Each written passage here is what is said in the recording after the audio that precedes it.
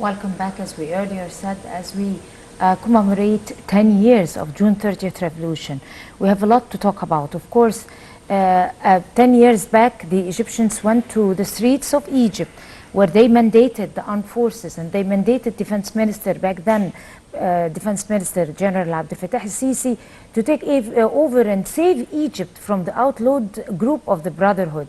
And of course, he had no choice. And he was democratically elected as a president by the will of more than 44 million or 100 million or less than 100 million back then. 44 million went to the streets and they mandated the armed forces, and that was documented by Google Earth. After that phase was continued, that was followed by 9 years, 9 continuous years of achievements. Lots of achievements on all phases of life. And of course, today we're going to be taking a flashback and rejoicing to remember our achievements and commemorate our achievements, and of course learn from the lessons. And we're very delighted to be having with us here live in the studio Dr. Rahman. He's our political and economic analyst. Good morning, Dr. Rahman. Well, good morning to you. I'm even more delighted. Thank you so much. It's our pleasure. First of all, we're talking about 9 full years of achievements. We can't believe that 9 years have passed. Yeah. Ever since we were so excited and going over to the streets to rebel against the outlawed Brotherhood who kidnapped Egypt. But then we didn't know that fate was hiding for us lots and lots of good surprises, because ever since President Abdel al-Sisi have set his feet into office, and from the very first day, he started, because of his character, he started planning for Egypt. And you know, the pace of President Sisi is very quick. So we achieved too many projects on all fields and all fronts in very little time. When someone is observing that scene, he could never believe it unless he lives with us and witness it by their own eyes. We started off with the second Suez Canal, and later then we started by agricultural, very, very important mega projects, and then the booming infrastructural projects, and then the presidential initiatives, and the foreign policy that took us to a whole new level and retained Egypt's leading role inside the region. And then, of course, the recognition worldwide of Egypt as a country who succeeded profoundly in conquering terrorism and leading or chairing a very important session in the Security Council, like 4 years or 5 years back, or 4 years, to teach the whole world how we conquer terrorism. So these are some things that we should really feel proud of. We need to elaborate on it in detail and start off. Where would we start off? Well, each and every point you have mentioned deserves a book all around to cover such points. Only those who are true Egyptians, only those who collaborated and took part on the battlefront, on the revolution of June 30, can feel what we are feeling right now. 10 years that we have, we are now celebrating saving this country from a terrible regime masterminded by other powers that create regimes following to their agendas. And the non-Muslim Brotherhood was one of those regimes, not only here but other countries. They have this strategy to create a regime that belongs to outsider agenda, not to the same country.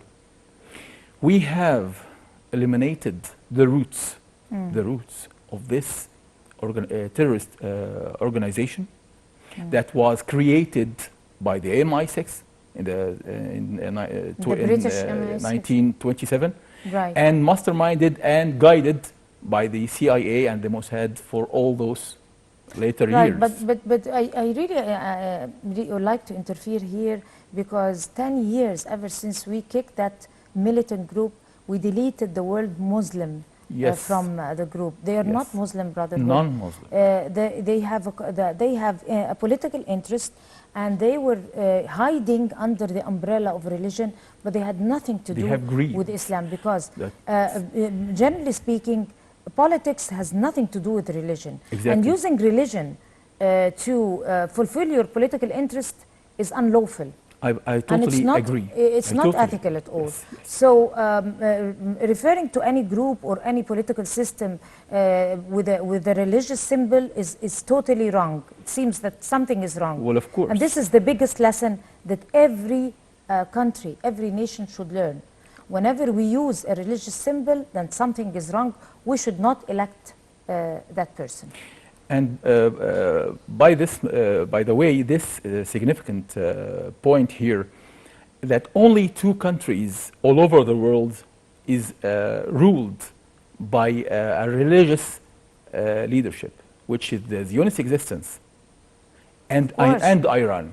Of course. Just a hint about what's going on abroad. And look at all the political activities that are being taken. I mean, I'm talking about the wrong political activities that have been taken in the neighboring countries, like in Iraq, like in Libya, like in Yemen. They're all under the umbrella of religion, and that's why they have devastated, they have dissected countries. Exactly. We have set an example that almost should be applied on each and every country that is in a state of war. We were created as a country, we were created as citizens, as soldiers, each and every one of us in his own post. This is how we should be ruled, and Of that's course. how we are blessed by Mr. President Abdel Fattah al-Sisi. A leadership A from savior. yes, He's a a savior savior to and a Egypt. military man from this roots of this And ground. also we should give him credit for something that he risks he risked his and own still, life. and still He he took is. his life over his shoulder. It was a very big challenge to Yes, him, yes. challenging those dangerous outlawed group, because he was not looking for presidentship. We were Exactly. This is we very put him under important and pressure, significant point. and it was like a national duty for him. He didn't seek it. He didn't ask for was, it. yes, He was that is running the very good from it.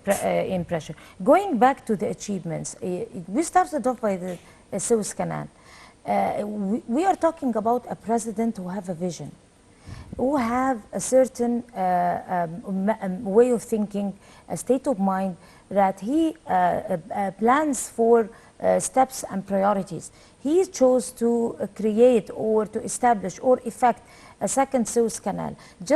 And we remember that was the statement that was said by him, to lift the morale of Egyptians.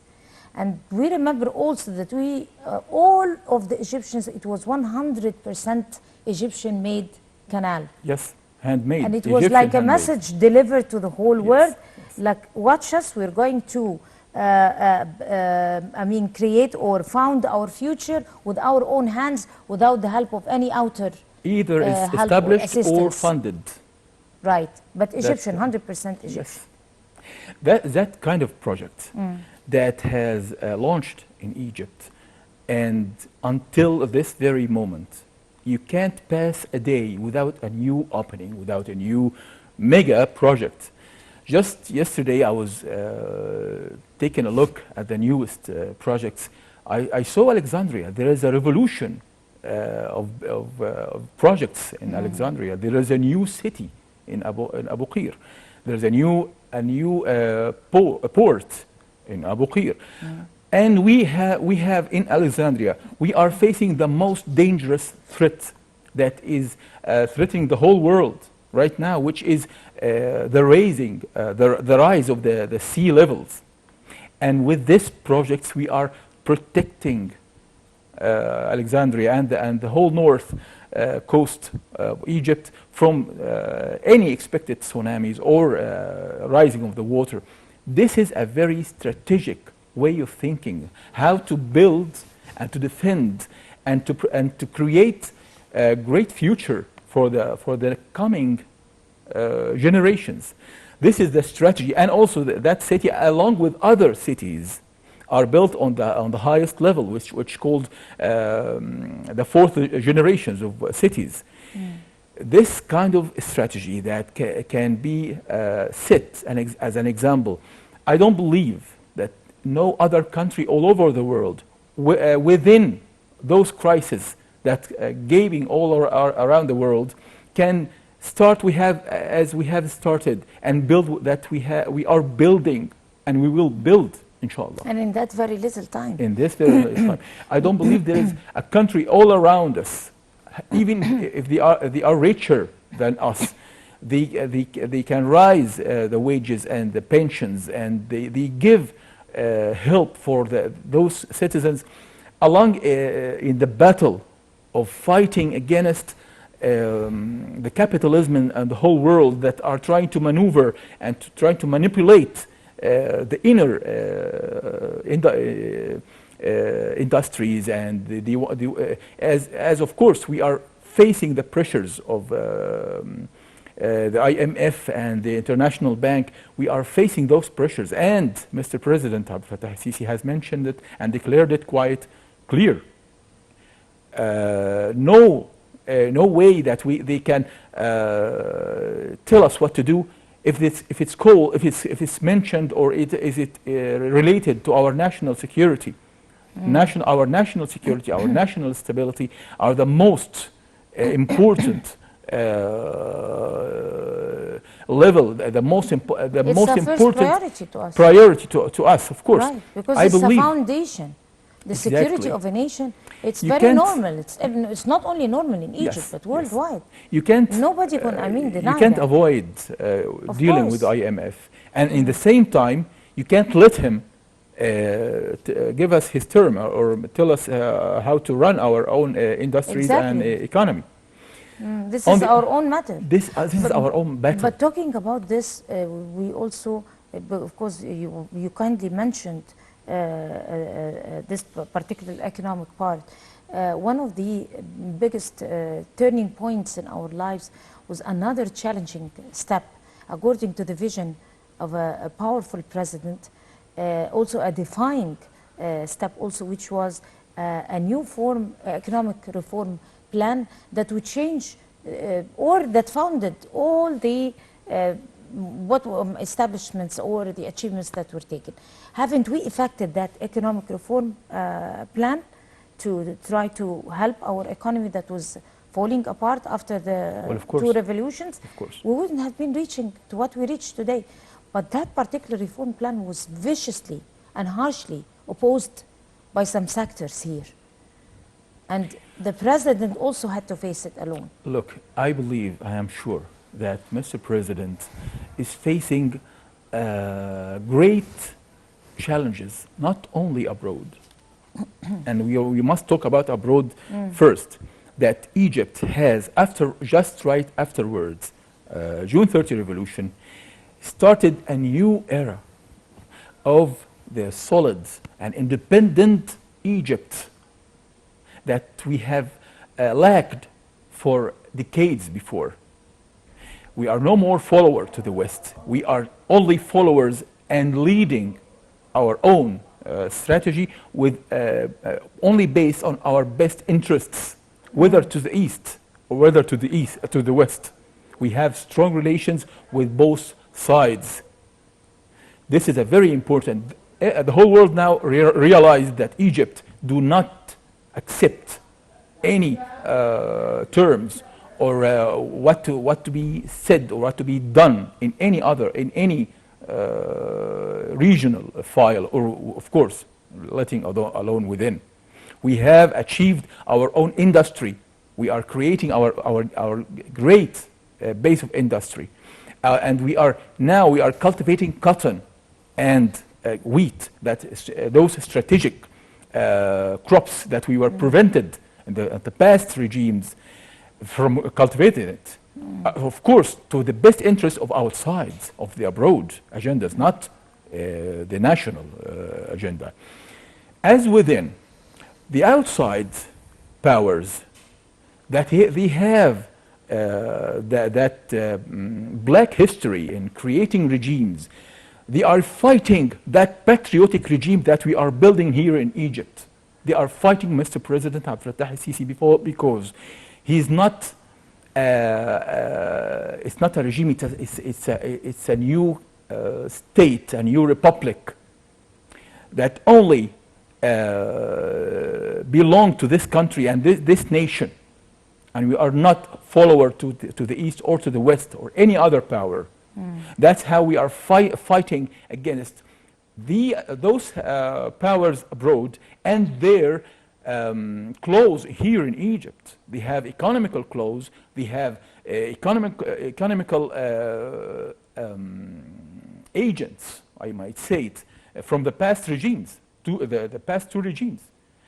We need, as a nation, to stand side by side with our president, because he doesn't belong, but only for our own nation. He doesn't belong to an older regime or any regime. I hate the word regime. Regime comes from that French democratic way of thinking. I am talking about a state, a republic, a country, a nation. We need to know that Mr. President Abdel Fattah al-Sisi is the true leader of this country. He wasn't elected through conflict between two parties.